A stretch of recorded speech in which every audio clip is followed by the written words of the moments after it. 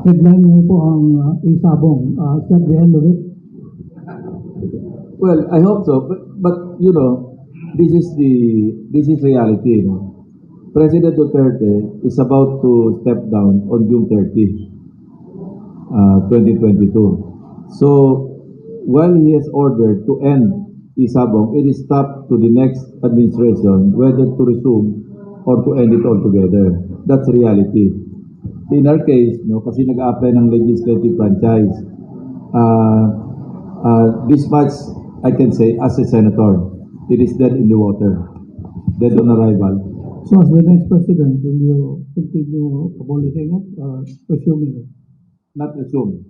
If ever na resume, manghinayang sa tax na magiging, dapat yung social cost tingnan mabuti.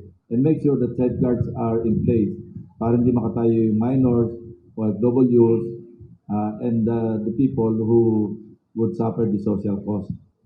So it will continue under your administration. Can I add something to that?